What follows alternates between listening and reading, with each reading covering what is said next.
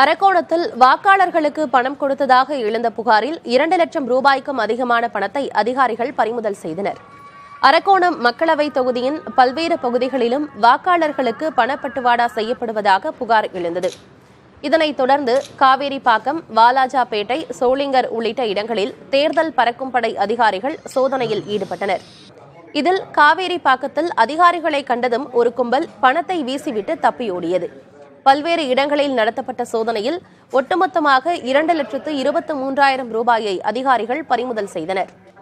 இதேபோல வேலூர் தொகுதியில் போட்டியிடும் நாம் தமிழர் வேட்பாளர் மகேஷ் ஆனந்த் அங்கு வாக்காளர்களுக்கு திமுகவினர் பணம் கொடுப்பதாக கூறி வீடியோவை இணையத்தில் வெளியிட்டார்.